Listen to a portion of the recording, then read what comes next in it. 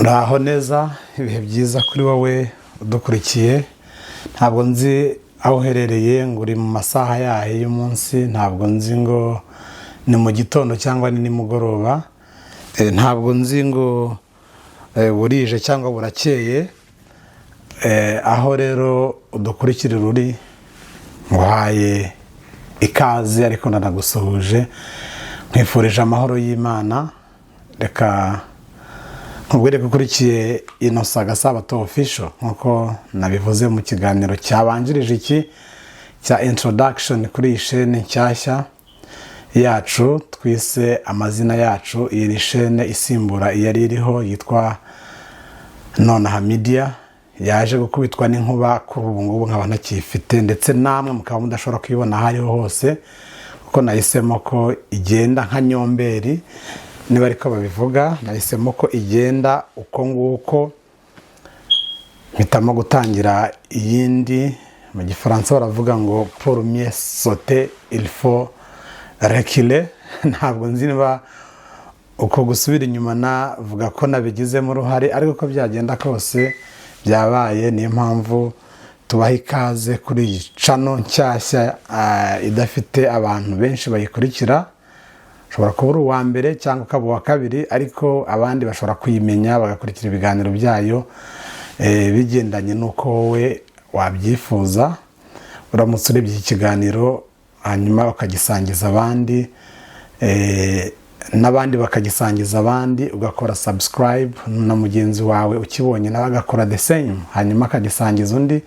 Nuko nguko YouTube channels zikura, ukumva umuntu ari kurebwa n'abantu 2,000, 3,000, 30,000, 200,000, miliyoni, hanyuma akagira imbaraga zo gukora byinshi kubera ko abiha abantu babikwiriye kandi babyishimira.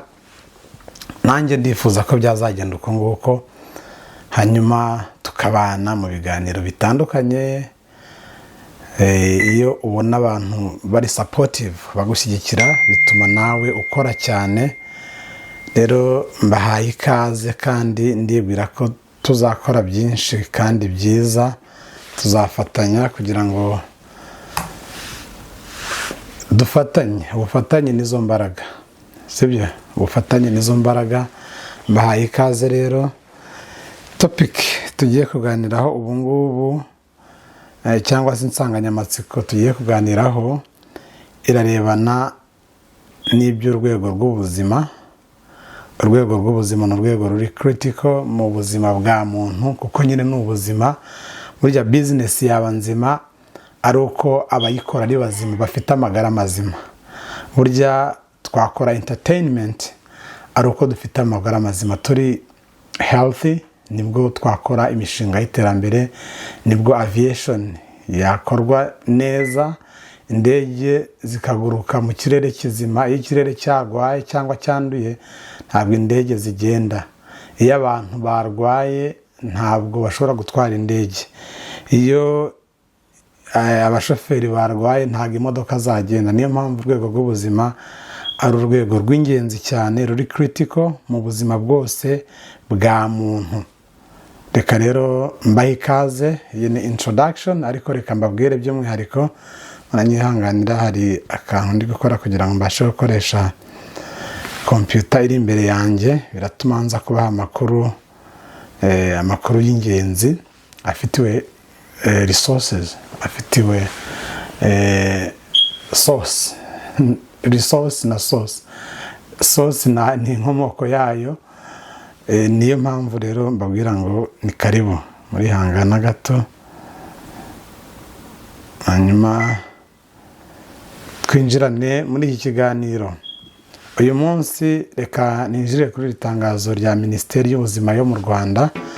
Ariko iyo tuvuga ngo Minisiteri y'Ubuzima cyangwa se tukavuga ngo u Rwanda, ntabwo ari rwo tuba tugiye kwibandaho, kuko ababizi neza bazi ko inzego z'ubuzima mu bihugu byo ku isi zikorana kugera ku rwego rukuru rwitwa Umuryango w'Abibumbye. Izo nzego zifite ukuntu zikorana. Niyo mpamvu ikibazo kiri mu Rwanda gihinduka ikibazo muri Amerika, kigahinduka ikibazo muri Syria, kigahinduka ikibazo muri Pakistan, kigahinduka ikibazo muri Seychelles. Uyu munsi rero inkuru iri kuvugwa mu Rwanda ni ikindi cyorezo cyaje gishobora gukwira ku isi hanyuma kikagira ingaruka zikomeye. Ntabwo harashira imyaka myinshi, ntabwo mwaba mwibagirwa cyane, ntabwo mwaba mwibagirwa ku buryo mutibuka COVID-19, uburyo yatangiye abantu babona ari ibintu bitabareba, hanyuma igakura kugera ubwo haje ikintu cyitwa lockdown. Abantu bakaba mu rugo, bakaba mu mazu yabo, bakaba mu nzu zabo, badashobora kurenga aho bagomba kuba bari. Abantu bose barakibuka. Uyu munsi rero hari ikindi cyaje gisimbura ikindi nanone cyabanje, cyavugishije benshi mu Rwanda ndetse cyatumye hanashyirwaho n'ingamba zigamije kukirinda. Reka nije kuri itangazo rya Minisiteri y'Ubuzima y'u Rwanda. Iyo tuvuga ngo Minisiteri y'Ubuzima y'u Rwanda, ntimubibone ko ari ibintu bitabareba niba mutari mu Rwanda, oya, ahubwo ni ikibazo kireba isi, gitangira cyitirirwa ahantu runaka hanyuma kikazitwa pandemic. Pandemic ni icyorezo kiba cyamaze gukwira isi yose. Ntabwo nshaka kubigisha wenda itandukaniro rya pandemic n'ibindi n'izindi ndwara cyangwa epidemic, ariko ibyo mwabonye byatumye isi igera mu kaga gakomeye mu gihe cya COVID. Birashoboka ko byaba bibi kuruta muri COVID, kuko ibyorezo biri kuba byinshi kandi bikibasira isi. Igitangaje binahera mu bihugu bikiri mu nzira y'amajyambere, ibihugu bidakize, ibihugu bikennye bya Afurika, niho ibyorezo byinshi byagiye biva hanyuma bigakwiragira ku isi. Ahandi navuga ko ari mu bihugu bikize, bikajya bigerayo bivuye ahandi hantu. Ibi bitera abantu kwibaza. Natangiye nanjye nshidikanya, reka mbanze njye muri itangazo rya Minisiteri y'Ubuzima rivuga ngo hashyizweho ingamba, cyangwa hashyizweho, reka mbishyire mu buryo bwa actualité, hashyizweho ingamba zo kwirinda no guhangana n'indwara y'umuriro mwinshi iterwa na virusi ya Marburg cyangwa se Marburg. Mu bitaro bitandukanye byo mu Rwanda habonetse abarwayi bake bafite ibimenyetso by'indwara na virusi yo mu bwoko bwa Marburg.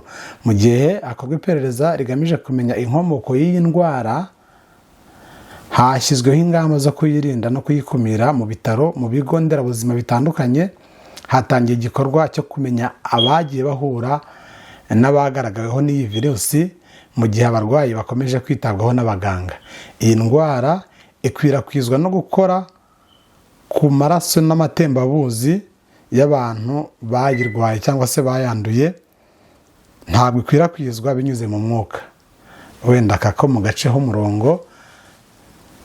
Ubwo uwo ari we wese wagaragaza ibimenyetso byayo, ari byo kugira umuriro mwinshi, umutwe ukabije, kuruka, kuribwa mu mitsi cyangwa kuribwa mu nda, yahamagara ku kigo gishinzwe ubuzima kuri nimero batanze, cyangwa se akegera ivuriro rimwegereye. Minisiteri y'Ubuzima ikavuga iti ikomeje gukurikirana iki kibazo kandi irakomeza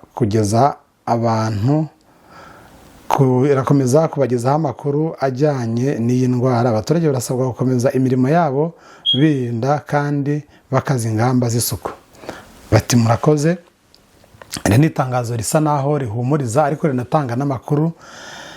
Bakavuga bati abaturage barasabwa gukomeza imirimo yabo. Ibi ni uburyo bwiza bwo kugira ngo abantu badakuka umutima, nta byacitse.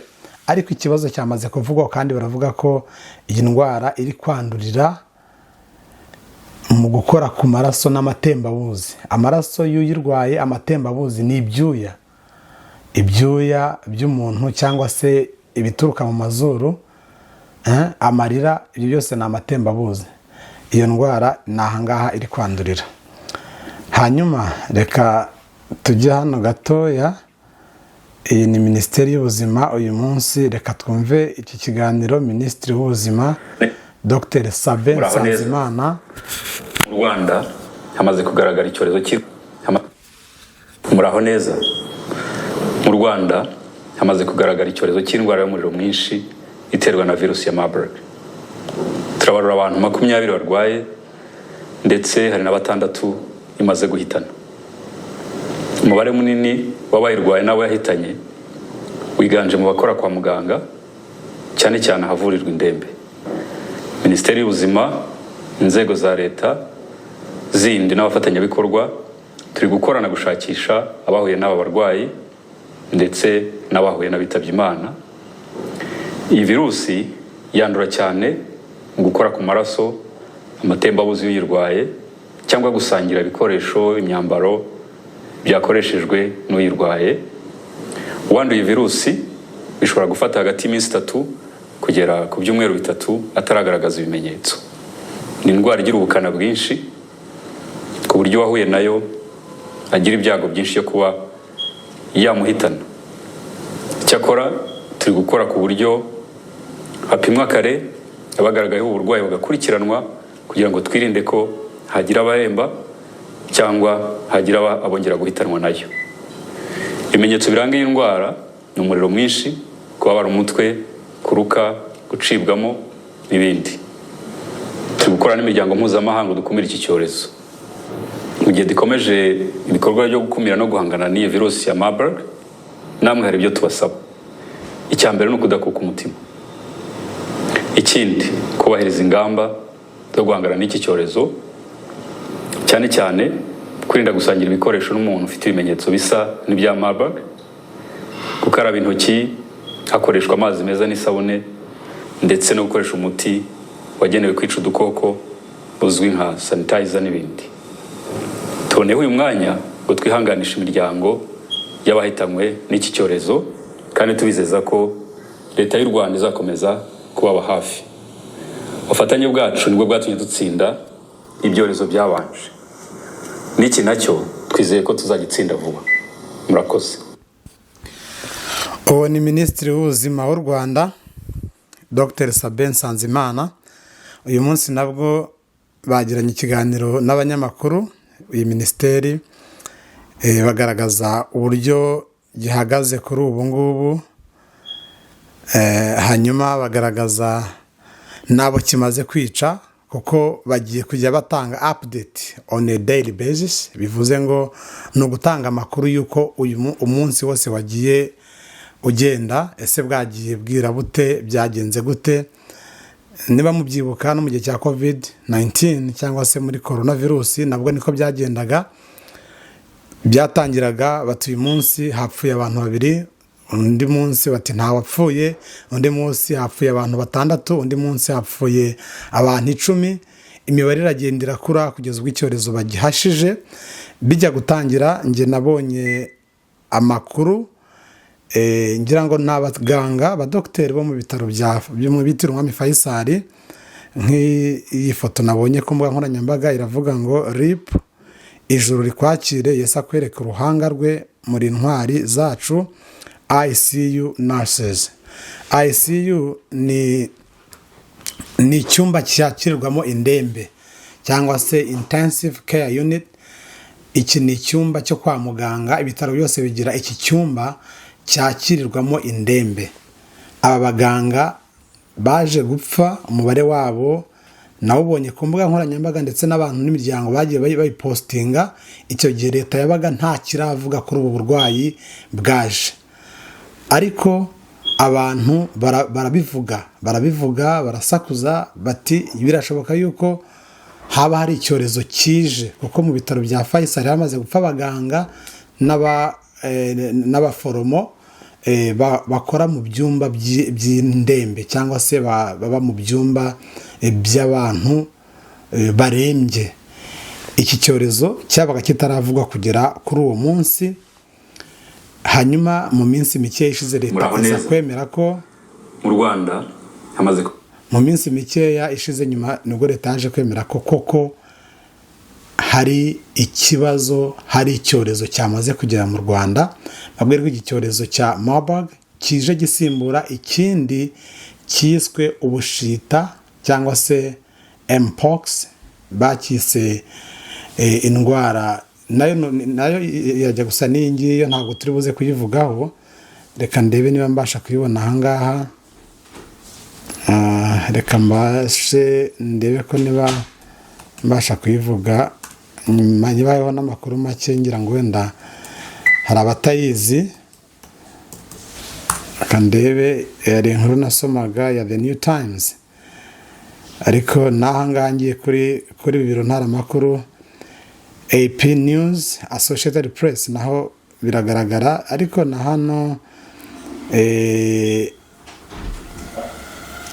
hano ndayibona kuri World Health Organization, naho hari itangazo rihari. Reka nirebere wenda kuri The New Times, njye mu buryo buri loko cyane kugira ngo cyangwa se ikinyamakuru Igihe, hanyuma turebe uburyo indwara yaje. Mbere yuko tujya kuri iriya Marburg, mbanze mbabwire no kuri iyi ngiyi yitwa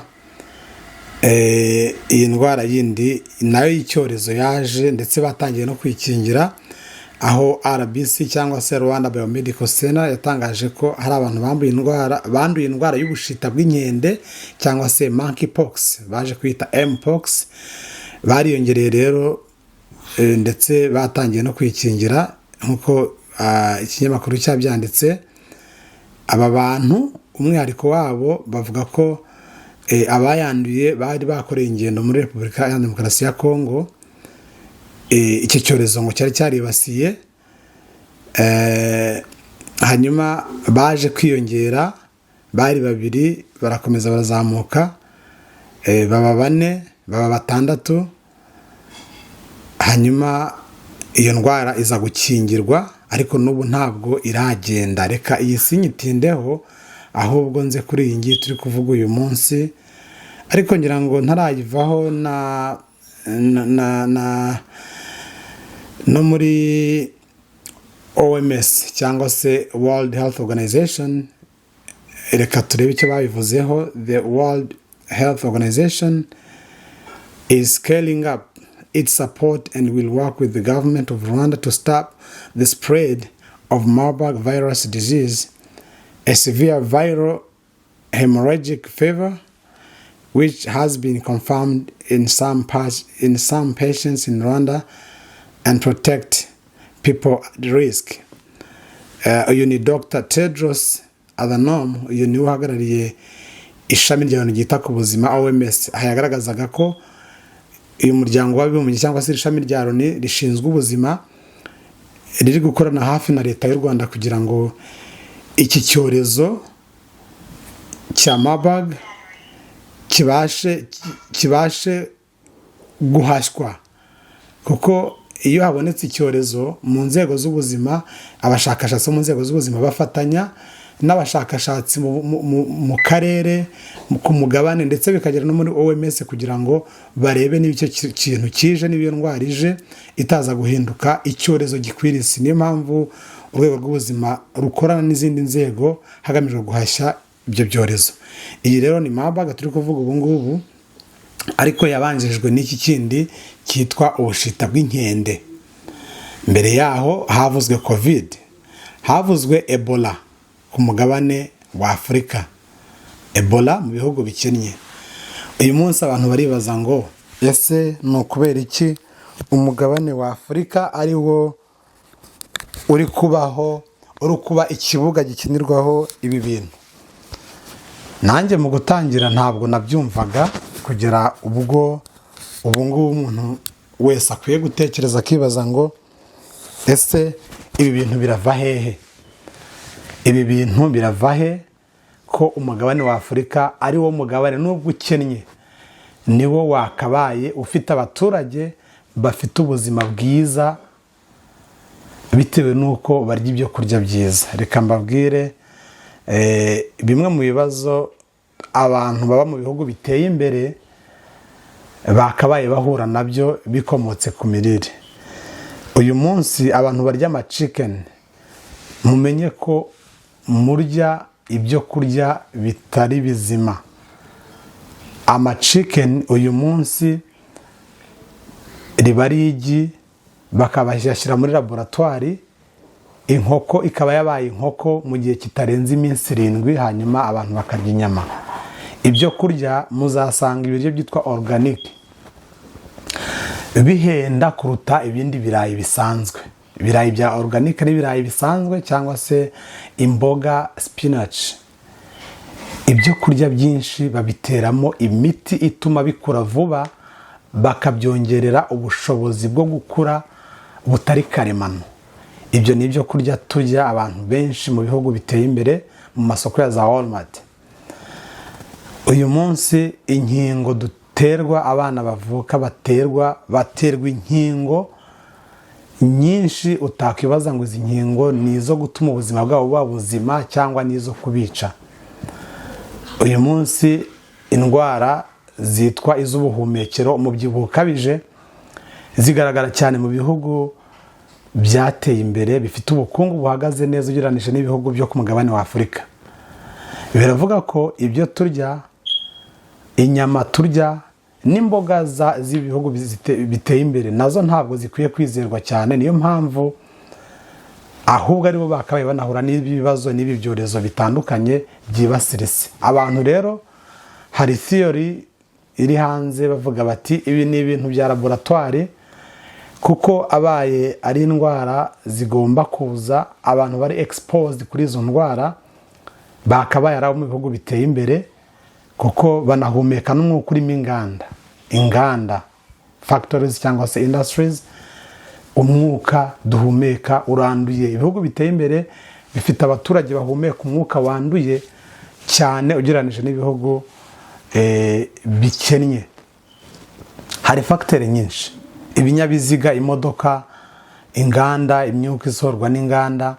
Ibyo byose ni bigaragaza uburyo abantu bari mu bihugu biteye imbere bakabaye ari bo bagerwaho n'ingaruka zikomeye z'ubuzima babayemo. Ariko se ba maskini baraziriki? Iyo theory navugaga ni speculation, ni impuha cyangwa se byazaba n'ukuri, ariko abantu bakwiye kubigenzura bakibaza ngo ibi bintu biraturuka hehe, birava kuki umugabane wa Afurika wibasiwe n'ibintu bibiri bikomeye kandi bigiye kurangiza isi muri rusange: intambara, indwara. Ntabwo ndi bukore icyo bita affirmation gratuite ngo nemeze ibintu, ariko nyuma ya speculation, nyuma ya rumors, nyuma y'ibyo bita world order, abantu bakwiye kwicara bakavuga bati ibi bintu bigamije iki, birazanwa nande? Muri covid hari abantu bayivuze, ngewe ntabwo nigeze nemeranya nabo, ariko igihe kirageze ko abantu bongera gutekereza bakavuga bati ubu icyo nemera namwe mwemera, I'm sure murabyemera cyangwa se murabitekereza. Ubu mwamaze kumenya ko intambara zibasiye ibihugu bikennye byo ku mugabane wa Afurika, ibihugu byo muri Aziya, ibihugu intambara iri guhuza Uburusiya na Ukraine, intambara iri guhuza Palestine na Israel. Mwamaze kumenya ko iyo ntambara itegurirwa ku meza, hanyuma abanyapolitiki bagamije indonke. Nibwira ko twemeranya, ntawe ujya impaka kuri iyi ngingo. Uhereye mu bihugu by'akarere muri Afurika, mu bihugu byo mu karere k'ibiyaga bigari bya Afurika, muri Kongo, intambara ziriyo murabizi neza ko zifitwemo akaboko, uruhare n'ibihugu bikomeye kandi bikize ku isi. Igihugu n'abaturage bakabisibaniro ry'intambara yateguwe n'abafite inyungu muri ibyo bintu.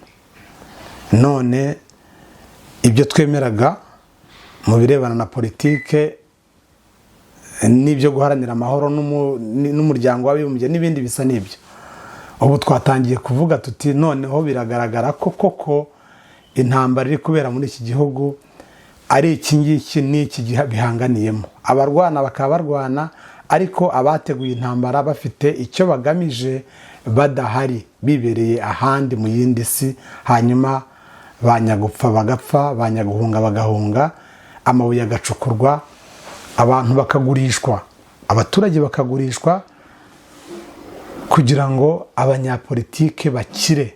Uyu munsi ubukungu bw'isi kimwe cya kabiri cy'ubukire bw'isi gifitwe abantu 8 ku isi, 1 2 3 4 5 6 7 8 muri biliyoni, muri miliyari zituye isi nyinshi, abantu 8 bonyine bafite mu biganza byabo ubukungu bw'isi.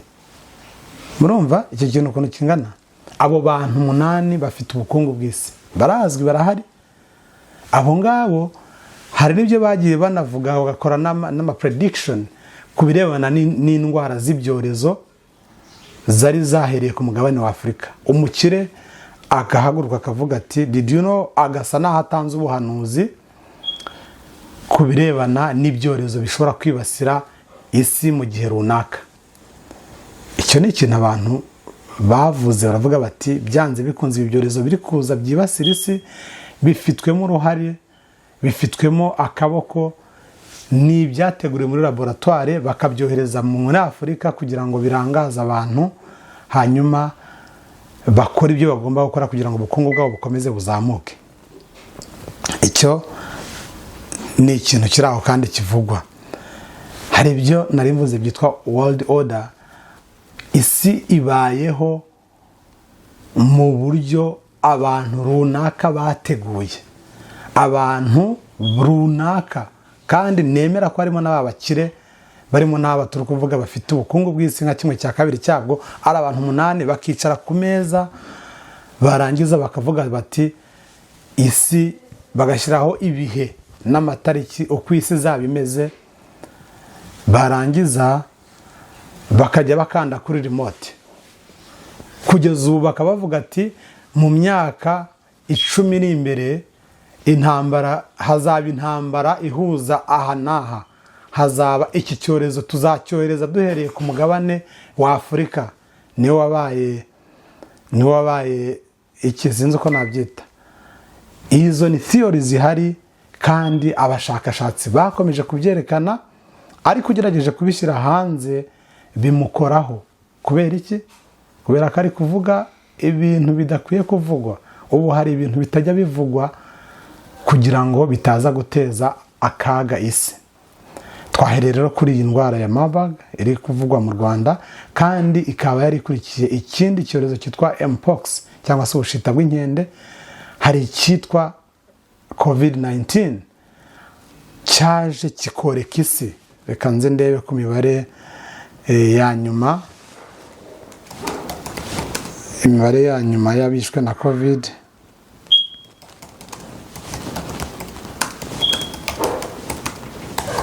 Iyi ni imibare ya nyuma ku rwego rw'isi. Miliyoni nyinshi z'abatuye isi zishwe na COVID-19 mu bihugu byose. N'abantu bakaba miliyoni 15, 15 million bishwe na COVID-19. Ubishaka wabireba kuri website cyangwa se ku rubuga rw'umuryango w'abibumbye, berekana ko hapfuye miliyoni 15. None COVID yahagaritswe n'iki? COVID yahagaritswe n'iki? Ejo mu gitondo hari umuntu nabonye postinga, aravuga ngo mu nkingo abasirikare, abajya mu gisirikare cya Leta Zunze Ubumwe za Amerika bafata, harimo n'urukingo rwa sida. Uyu munsi rero ntimugire ngo ndi kubaha ibihuha, ahubwo aparitire y'ibihuha abantu bashobora kumenya ukuri kwihishe inyuma y'ibibazo byugarije isi. Ntabwo nemeza ko ari byo, kuko ntabwo nabaye umusirikare wa Amerika. Ababifite amakuru mutubwire. COVID sida muri iriya myaka ya za 98 mu bihugu bya za Uganda yisha abaturage, irabicira bamara, irica umudugudu hakajya harokoka nk'abantu 2. Abantu bagahunga kubera ko sida yari yagize gute, yabaye ikibazo. Uyu munsi mu bihugu byateye imbere sida ntabwo ikiri ikibazo. Oya, ntabwo sida ikiri ikibazo, n'uyifite abana nayo ikaba umuturanyi mwiza. Ariko mu bihugu bya Afurika niba ari imiti itagezwayo ntabwo mbizi. Ikigaragara ni uko ibihugu byateye imbere bifite remote, birashaka uko isi iyoborwa kandi isi ikaba igomba kuyoborwa gutyo. Twibaze ngo ese ibi byorezo biri guturuka hehe? Koko se byaba bituruka muri laboratoire? Abakire b'isi, abashaka uko isi igomba kuba imeze, nibo bari kubikora, bakabikora muri laboratoire bakabyohereza kugira ngo bikungahaze. Mu gihe cya covid habonetse kampani nyinshi zakoreye amafaranga menshi, inkingo ziraza ari nyinshi cyane. AstraZeneca, hari n'inkingo zimwe zateye abantu ibibazo. Hari naho numvise ibihugu bimwe bijya kurega mu nkiko izo kampani zakoze inkingo. Do you know how much they made from there? Uzi amafaranga bakoreye binyuze muri izo nkingo. Ibibazo rero biraza bikazira isi, ariko abagomba kubikuramo ubushobozi, abagomba kubikorera nk'amafaranga bakabikorera nk'amafaranga. Inkingo tuzaziterwa tuzageza ryari? Inkingo tuzaziterwa tuzageza ryari? Uyu munsi ntabwo turi buvuge ngo guma mu rugo iragarutse, ariko nuko byatangiye muri kiriya gihugu cy'u Rwanda. Guma mu rugo, lockdown. Mu mibare mugende mubaze inzego, mubaze ngo lockdown yasize yangirije abaturage kugera ku kihe kigero. Ubukungu bw'abaturage bwaraharangiriye, abantu bongera gutangira bushyashya, imirimo iratakara. Uyu munsi batangiye ku updatinga on a daily basis, bagaragaza bati uyu munsi habonetse abangaba. Reka turebe uyu munsi mu buryo bwa actualité ngo byari bihagaze bite. Nabonye hari n'ikiganiro uyu minisitiri w'ubuzima yagiranye n'ibitangazamakuru. Reka turebe ngo hashyizweho ingamba. Reka turebe kuri minisiteri y'ubuzima izi ngamba. Dore ngiyi page nashakaga. Amakuru mashya nuko nguko na covid byari bimeze. Naza kubakora screenshot. Nabakora screenshot, ariko ngibi baragenda bigaragaza umunsi ku wundi. Abakurikirana cyangwa se abareba website cyangwa abakurikirana X account ya Minisiteri y'Ubuzima cyangwa se Rwanda Biomedical Center muzabibona. Nuko nguko babyerekana, berekana imibare nuko byatangiye kugeza ku itariki 29 z'ukwezi kwa 9 ariho uyu munsi. Abanduye bari 26, abari kuvurwa ni abantu 18, abapfuye ni abantu 8. Ejo bari 6, uyu munsi habonetse abandi 2. Kandi igitangaje nuko iyi ndwara iri gutwara abakora kwa muganga cyane. Abaganga nubwo ntabikoze ubushakashatsi ngo mbahe ari amazina y'abari abantu, ariko hari amazina yagaragaye y'abaganga bakora mu bitaro bimwe, ngira ngo bashobora kuba ari 4 bapfuye kandi bakora muri unit imwe muri ICU, bakora mu cyumba cy'indembe. Igikorwa cyo gupima no gushakisha abahuye n'abarwayi kirakomeje kuri Minisiteri y'Ubuzima. Ibimenyetso by'ingenzi biranga uburwayi bwa Marburg harimo ibi: umuriro ukabije cyangwa se umuriro. Ikindi kimenyetso ni ukubabara umutwe bikabije, kubabara imikaya, gucibwamo no kuruka. Uko iyi ndwara wayirinda: irinde kwegerana cyane cyangwa gukora ku muntu wagaragaje ibimenyetso, hanyuma ngo gira umuco w'isuku. Mu gihe ubonye ibimenyetso ihutire kujya kwa muganga. Iri ni itangazo riri kuri Minisiteri y'Ubuzima kuri website yayo. Biri no mu Cyongereza: symptoms: high fever, severe headache, muscle ache, vomiting and diarrhea. Avoid close contact with symptomatic people, enhance hygiene.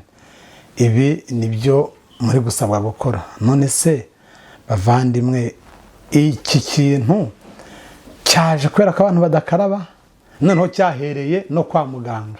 Ese turibaza ngo aba baganga bapfuye yagaragayeho bwa mbere nibo bantu batagira isuku muri community? Ntabwo turwanya ingamba, ariko abantu bagomba gutekereza bakongera bakibaza, ese bazabitubwira nk'uko babitubwira, kandi birakwiye ko abantu bashyira mu bikorwa izi ngamba zigamije kwirinda. Ariko birashoboka ko hari icyishe inyuma y'ibi bintu tubona umunsi ku wundi. Reka twumve Minisitiri w'Ubuzima Dr Sabin mu kiganiro uyu munsi yagiranye n'itangazamakuru.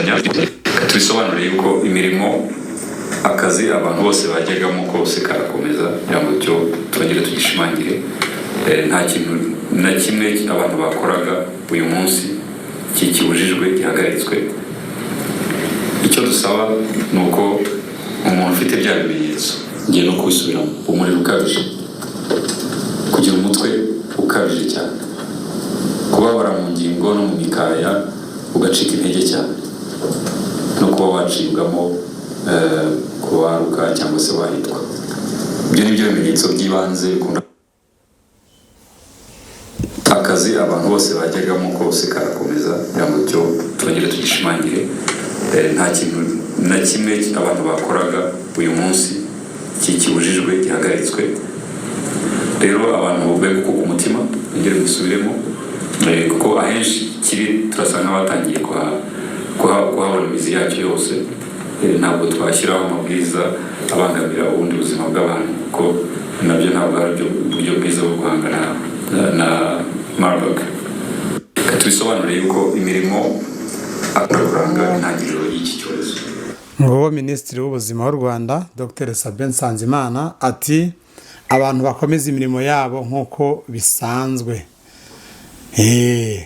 Kuko nyine abantu baratekereza ko haba haje mo ibindi, wenda nazaguma mu rugo. Ntabwo guma mu rugo yo ihita itangazwa uwo mwanya, ahubwo ni buhoro buhoro. Inzego z'ubuzima rero ziragaragaza ko ziri maso kandi ziteguye gufasha abaturage kugira ngo ibibazo bihari bishakirwe umuti. Ariko se mwa bantu mwe, amaherezo azaba yahe ay'ibyorezo nk'ibi ngibi? Birumvikana n'ibyahanuwe bigomba gusohora, ariko abantu bakwiye kwibaza, bakibaza ngo biraturuka hehe, birakomoka hehe? Kuki byibasira ahantu hamwe ahandi hagasigara? Kuki community zimwe na zimwe arizo ziri kuba victims b'ibibazo, kandi abantu bari kuba targeted bakaba ari abantu bamwe na bamwe? Ngayo nguko rero tubitege amaso, dutegereze turebe ngo biragenda bite. Abantu bicare bazi ko ibintu bigomba guhinduka, ndetse kimwe kizasimburwa n'ikindi. Biba ngombwa abantu bakagarukira na Bible cyangwa se Bibiliya, bakavuga bati burya ibyahanuwe bigomba gusohora, ubyange cyangwa se ubyemere. Iyi nkuru yanditswe na Serge, ni umunyamakuru w'ikinyamakuru Igihe. Iravuga ngo gusura abarwayi byasubitswe, gusezera mu nsengero abishwe na Marburg byakuweho. Nuko bitangira buhoro buhoro. Minisiteri y'Ubuzima yashyize hanze amabwiriza ajyanye no kwirinda icyorezo cya Marburg cyamaze kugera mu Rwanda, agaragaramo ingingo y'uko ibikorwa byo gusura abarwayi mu mavuriro atandukanye byahagaritswe mu gihe cy'iminsi 14 mu kwirinda iyi ndwara. Ni amabwiriza yashyizwe hanze ku mugoroba kuri iki cyumweru tariki 29 Nzeri 2024. Agena kandi ko wapfuye azize iyi ndwara nta kiriyo kizajya gikorwa. Mu gihe kumushyingura bizajya bitabirwa n'abatarenze abantu 50. Uwishwe n'iyi ndwara kandi nta muhango wo kumusezera ku rusengero cyangwa ku musigiti uzajya ukorwa, ahubwo uzajya ubera mu bitaro. Nubwo bimeze bityo, abaturage basabwe gukomeza imirimo yabo nk'uko bisanzwe, ariko bakita ku isuku no gukaraba intoki n'amazi meza ndetse n'isabune. Mu bindi byasabwe harimo kwirinda kwegerana n'umuntu wagaragaje ibimenyetso birimo umuriro ukabije, kubabara umutwe bikabije, kubabara imikaya, gucibwamo ndetse no kuruka. Ngayo nguko, iyi ni inkuru yanditswe n'ikinyamakuru Igihe igaragaza uko bihagaze. Ntabwo duca igikuba, ariko turasaba abantu kongera kureba, bakongera bakareba ndetse bagashishoza, bakibaza aho isi iri kwerekeza. Ntabwo tuje guca igikuba, ntabwo ari iki video igamije, ahubwo ni ukuba informa, ni ukubaha amakuru y'ibiri kuba no kubahumuriza birimo. Minisitiri w'Ubuzima yatangaje ko Abanyarwanda bakwiye gushyira umutima hamwe bagakora imirimo yabo nk'uko bari basanzwe bayikora kugeza igihe nyine andi mabwiriza azatangirwa. Niba mubyibuka neza, amabwiriza yagiye aza asimburwa n'ayandi, kandi birahera ku mugabane wa Afurika. Minisitiri w'Ubuzima ati imirimo abantu bakomeze bayikore nk'uko bisanzwe. Kugeza ubu aho tugeze mu gushakisha ababa barahuye nacyo, tugeze ahantu heza mu minsi 3 ya mbere bitatuma tubuza abantu ubuzima bari barimo. Minisitiri Nsanzimana yahamije ko iki cyorezo cyasanze u Rwanda rwiteguye neza kubera ko rumaze iminsi ruhanganye n'ibyorezo bitandukanye. Ati duhora twiteguye, biragoye cyane kuba wahagarika icyorezo mbere y'uko kibaho. Birumvikana nta wahagarika ikintu kitabaho ku isi yose. Ntawakubwira ko icyorezo cyose, ntawakubwira ngo icyorezo cyose nzakibuza kuba, ariko uburyo twiteguye ni uko igihe kibaye ukimenya vuba, ukagisubiza wihuse, ukagihagarika kitaragera kure. Nibyo turimo gukora. Ngiki icyorezo kindi gikomeye, ndetse ibi bintu bavuga ngo hari ubwo bavuga ngo ni ugukoranaho, abandi ngo ni mu mwuka. Gukoranaho abandi ngo byandurira mu mwuka. Ibi ni ibintu bikomeye ko abantu babihagarika, kuko hari n'ubwo abantu baba bari ahantu runaka, muravuga ati sinigeze mpura n'uyirwaye, ngo ndahera kuri covid. Niyo abantu basa naho bafite amakuru cyane, kuko ariyo twanyuzemo hafi ya twese, isi yose. Ngo rero nabwira iki, mukomeze mukurikirana amakuru, mukurikire aho isi iri kwerekeza, murebe intambara ziri kuba mu isi, hanyuma mubihuze n'ibiri kuba ku isi. Byanze bikunze bifitanye isano, ni ibivugwa. Genda babwira ibivugwa, namwe mwikorera ubusesenguzi bwanyu, hanyuma muzakuramo icyo mugomba gukuramo.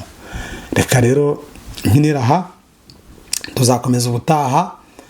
N'aya makuru narinje kubaha, kandi mbashimire kuba tubanye muri iki kiganiro, mugisangiza abandi kugira ngo abantu bamenye aho isi iri kwerekeza, bityo hafatwe n'ingamba zo kwivana mu bibazo isi irimo.